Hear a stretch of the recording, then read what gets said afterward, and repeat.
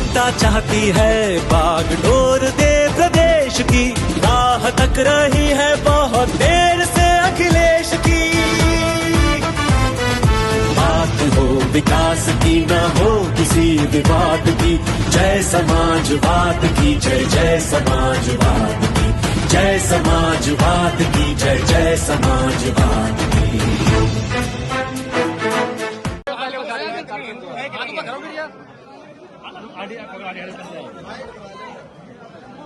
भैया आज किस तरह का कार्यक्रम था? देखिए, आज मुझे अपने पार्टी के बहुत वरिष्ठ और कई जिम्मेदार कार्यकर्ताओं के घर परिवार में जाने का मौका मिला, जहां एक तरफ हमारे चेयरमैन रहे, उनके परिवार में शादी थी, वहीं हमारे बहुत सारे जिम्मेदार कार्यकर्ता, मान लीजिए अनिल आर्य जो हमारे बैठे, उनके परिवार के सदस्य बैठे हैं, चलो चुप रहो, उनके घर में दुखद बात हुई, उनके दुख में शामिल होने आया हूं। हमारी पार्टी से लड़े चेयरमैन, उनके परिवार के बीच में ही जाने का मुझे मौका मिला। इसी तरह हमारी पार्टी के बहुत जिम्मेदार नेता जो सभासद भी रहे, पार्टी के संगठन में भी रहे, कुरैशी, सत्तार कुरैशी, उनके घर भी जाऊंगा मैं। और इसी बीच आपसे मिलने का मौका मिल गया। इस क्षेत्र में न जाने कब से हम लोग जुड़े हुए हैं और इस क्षेत्र का विकास होगा, कन्नौज का विकास होगा तो लोगों का भी विकास होगा। जितना कन्नौज विकास में आगे बढ़ेगा उतना ही हमारे यहाँ के लोगों की भी आर्थिक और सामाजिक और सम्मान उनका उतना ही बढ़ेगा। लेकिन इधर हम देखते हैं जो काम समाजवादियों ने शुरू किए थे न अभी वो पूरे कर पाए हैं, पूरे करना तो दूर, कोई नया काम ऐसा नहीं किया जिससे जनता को सीधा सीधा लाभ पहुंचे। सबसे बड़ी बात यह है कि जो मेडिकल कॉलेज था जहां पर गरीबों का और आम लोगों का इलाज हो जाता, किसी बीमारी में, तकलीफ परेशानी में, उन्हें सबसे पहले मेडिकल कॉलेज और एम्बुलेंस से मदद होती, उस व्यवस्था को भी सरकार ने बर्बाद कर दिया। न केवल बर्बाद किया है बल्कि बजट भी नहीं दे रहे जिससे वो शुरू हो सके। पैरामेडिकल बनवाया इसलिए जिससे यहाँ के बच्चे पढ़ लिख करके डिग्री हासिल करके नौकरी पा जाएं। वो भी काम अधूरा पड़ा हुआ है, वो भी अभी तक पूरा नहीं हुआ। तो मोटी मोटी बातें यही हैं कि जितना कन्नौज विकास करेगा उतना यहाँ के लोगों के बीच में खुशहाली आएगी। अभी आप लोगों के लिए सबसे बड़ी बात है, सेंसस आ रहा है। सेंसस जिसमें हम आपकी सब चीजें गिनी जाएंगी। कई सवाल उसमें हैं, हम उसमें सवाल और जुड़वाना चाहते हैं। सेंसस जो होगा उसमें पहला सवाल मैं जुड़वाना चाहता हूं, सरकार से मेरी मांग है कि जाति जनगणना हो, जाति की आबादी क्या है उसकी गणना हो। बैकवर्ड, दलित, पिछड़े, आदिवासी, जो भी जितनी जातियां हैं, अगड़ी पिछड़ी, सबकी जातियों की गिनती हो सेंसस में, नंबर 1। नंबर 2, सेंसस में हमारी मांग होगी कि सरकार ने सबको वैक्सीन लगवाई और वैक्सीन की वजह से सुनने में आता है कि बहुत सारे लोगों की जान गई है। तो कम से कम सेंसस जब हो रहा है तो ये मांग उठती है हमारी तरफ से कि जिन लोगों की जिस भी बीमारी से जान जा रही है और खासकर उनकी जिन्होंने वैक्सीन लगवाई और वैक्सीन के बाद बूस्टर लगवाया, तो अगर सरकार के पास आंकड़े होंगे तो भविष्य में स्वास्थ्य विभाग को और डॉक्टर्स को, रिसर्च करने वालों को आसानी होगी कि हम अपनी जनता के लिए, उनके इलाज के लिए, उनके स्वास्थ्य के लिए क्या फैसले लें। यूजीसी को लेकर एक बयान दिया, पहुंचाओ, अगर मुसलमान रिक्शा वाला 5 रुपए मांगे तो उसको 4 रुपए दो। अब वो क्यों कर रहे हैं? क्योंकि वो चुनाव आ गया है वहाँ, और चुनाव आने से चुनाव में बंटवारा चाहते हैं। बहुत सारे लोग नहीं जानते होंगे, पुराने लोग ये बात जानते होंगे। आसाम और नॉर्थ ईस्ट के इलाके को डॉक्टर राम मनोहर लोहिया और समाजवादी नेता चाहते थे कि वो क्षेत्र हमसे जुड़ाव महसूस करे। उसका नाम उर्वश्यम भी होना चाहिए था, क्योंकि सांस्कृतिक रूप से, सामाजिक रूप से, आर्थिक रूप से और भावनात्मक जुड़ाव बढ़ाने के लिए हम लोगों को उधर उर्वश्यम इलाका कहना चाहिए था। और वहाँ के अभी जिनको सम्मान मिला है, बहुत बड़े गायक, उन्होंने कभी गाना गाया था, गंगा माँ बहती क्यों हो। आप हम लोग जानते हैं गंगा कितनी साफ हुई है। तो जो बुनियादी सवाल हैं कि हमें किसान की पैदावार की कीमत देनी है, आलू के किसान की मदद करनी है, बिजली सस्ती देनी है, तो हम तो उनसे कहेंगे कि बीजेपी के लोग बिजली सस्ती कर दें। झगड़ा लगाने से अच्छा है बिजली सस्ती कर दें।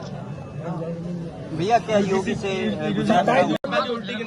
27 में क्या ओवैसी को गठबंधन में लेंगे आप?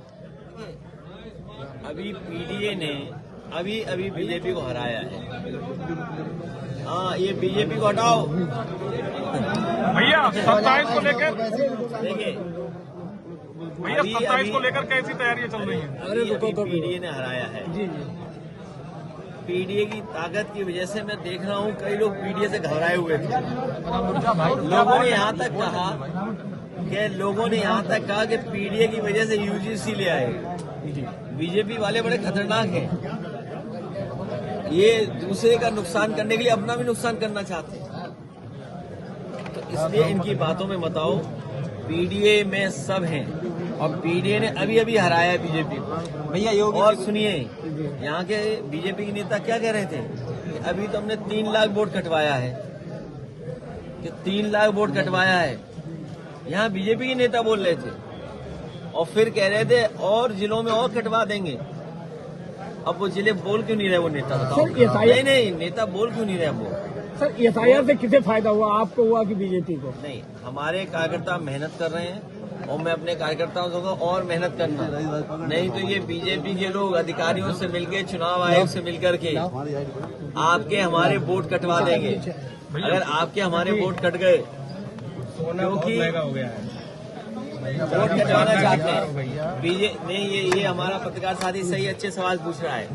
बीजेपी चाहती है पीतल के जेवर बनाओ, पीतल के। अब सोने के जेवर नहीं बना सकता कोई।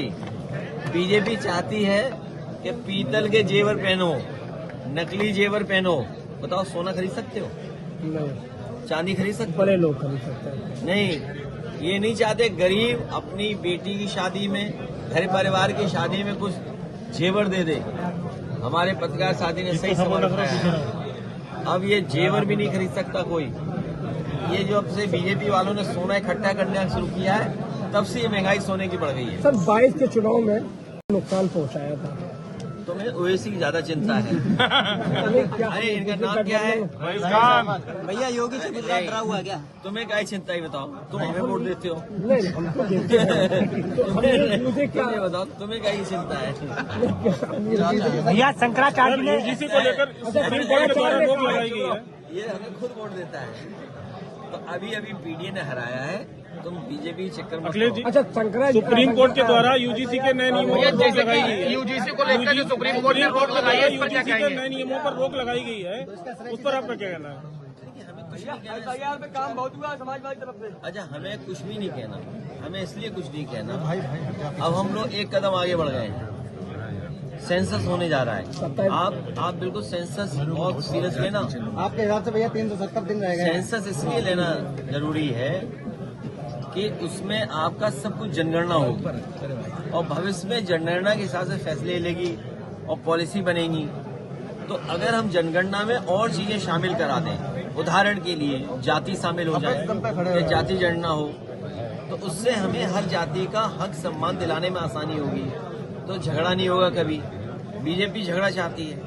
फिर जनगणना में ये भी शामिल हो जाए कि हमारे ग्रामीण क्षेत्र में किस किस वजह से बीमारियां हो रही हैं, कौन सी बीमारी ज्यादा हो रही है। तो अगर वो सेंसस में बात आ जाएगी तो कल हमें अस्पताल कैसा बनाना है, डॉक्टर किस इलाके में कैसा भेजना है, तो उससे हमें आसान होगी, अपनी जनता की सेवा कर सकेंगे, मदद कर सकेंगे। सर, 27 में चुनावी मुद्दा क्या होगा? चुनावी मुद्दा केवल एक होगा कि भाजपा हटाओ।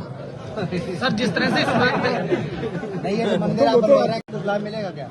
नहीं, लाभ तो नहीं मिलेगा। उसमें जितना बीजेपी के लोगों को चंदा मिला उसका 1% भी हमें नहीं मिला चंदा। और उसमें लाभ क्या है? सर शंकराचार्य जी लाभ पूछ रहे, हम तो ये कह रहे हैं कि हम तो कह रहे हैं भगवान सबके बराबर हैं भाई। जैसे भाजपा का हमारे आपके सबके भगवान एक हैं। धर्म में हम किसी न किसी को मानते हैं। यही हमारे समाज की और देश की खूबसूरती है। हमारा साथी पूछ रहा है, हम तो कहेंगे बीजेपी वालों से हमें भी तो चंदा दिलाओ। भैया चंदा भैया डिप्टी सीएम का एक बयान आया था जिसमें उन्होंने कहा कि 2027 में सपा साफ हो जाएगी। पहले अपना वो साफ करें, क्या बोलते हैं, स्टूल। भैया आराम रहेगा। भैया एक सवाल हम पत्रकारों के लिए है। आराम रहेगा बैठने में। सर असम के मुख्यमंत्री जो है तुम बोल असम के मुख्यमंत्री ने बोला है कहने लगे मियां समुदाय पर विवादित बयान दिया। हाँ, नहीं वो विवादित ही बोलेंगे। देखिए उन्हें आसाम से कोई लेना देना नहीं है, उन्हें मुख्यमंत्री बने रहना है बस। भैया हम इसलिए बड़ी बातें करेंगे। हम आपसे कहना चाहते हैं कोई नफरत भरी बात न करें। यही गंगा का पानी जाता है वहीं तक, बंगाल से आगे तक। और मैंने अभी बताया था आपको कि वो इलाका हमारे और उनके बीच में सांस्कृतिक, सामाजिक, आर्थिक, भावनात्मक जुड़ाव कैसे हो, उस पर हमें काम करना चाहिए। अब उनसे पूछो, अरुणाचल बगल में है, चीन जमीन छीन लिया है, हम लोग सब गांव के लोग हैं। बताओ कोई मेड़ काट सकता है बगल का खेत? किसान झगड़ा हो जाएगा। अभी तक बीजेपी क्षेत्रफल नहीं बता पा रही है।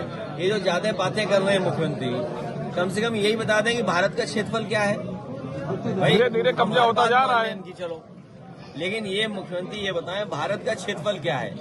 भारत का क्षेत्रफल उससे कोई पूछ लेगा तो मुंह में टेप लग जाएगा उनके। मैं आज फिर दावा करता हूँ, ये जितने बीजेपी वाले नफरत वाली बातें कर रहे हैं, इनसे भारत का क्षेत्रफल पूछ लो कि 2014 में भारत के क्षेत्रफल क्या था और आज जब हम लोग खड़े हैं तो भारत का क्षेत्रफल क्या है। मुंह सील हो जाएगा, बंद हो जाएगा। भैया ओवैसी पार्टी के कन्नौज जाम करता है। जो ममता बनर्जी जी ने जांच मांगी है, उसके बाद कई सीनियर लीडर्स ने जांच मांगी है। पहली बात तो ये है कि आपके देश में सुरक्षित हवाई जहाज हों, और जब विकसित भारत का सपना हम देख रहे हैं तो सब नए हवाई जहाज आए। कोई कानून ऐसा बने, नियम ऐसा बने कि वीआईपी कम से कम अच्छे जहाज पे चले, या आम जनता को जो जहाज मिलते हैं वो पुराने जहाज मिले नहीं, और मेंटेन अच्छे हों, और मेंटेनेंस में कोई भी लापरवाही ना हो। और अगर वेस्ट बंगाल के मुख्यमंत्री जी ने मांग की है तो कहीं न कहीं ये सवाल खड़ा हुआ है कि जो हवाई जहाज सही था, अभी तक उड़ रहा था, और जब विजिबिलिटी 3 किलोमीटर की थी, उसके बाद ये हादसा कैसे हो गया। तो ये तो जांच का विषय है ही। और अपने देश ने बहुत सारे जिम्मेदार नेताओं को खोया है। बहुत बड़े बड़े, याद कीजिए एक बार बड़े नेता को यही हम लोगों ने पड़ोस में खो दिया। माधवराव सिंधिया कितना दूर बताइए, यही मैनपुरी में, बिल्कुल बगल में। तो हवाई जहाज अच्छे हों, सुरक्षित हों, और जो कंपनियां हैं, मतलब जो हवाई जहाज की कंपनी है, सुनने में आ रहा है कि उसने 2-4 साल में ही 17 हवाई जहाज खरीद लिए। अभी तक तो हम बीजेपी के बारे में सुनते थे कि बीजेपी के ठेकेदार अगर सड़क बनाते हैं तो उसी दिन हवाई जहाज ले आते हैं।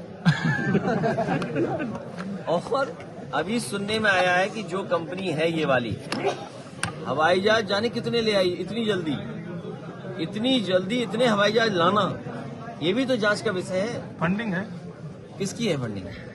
बताओ, गुरसाईगंज के आप लोग बताएंगे फंडिंग किसकी है? वो हवाई जहाज ला रहे हैं, आप सब तैयारी से।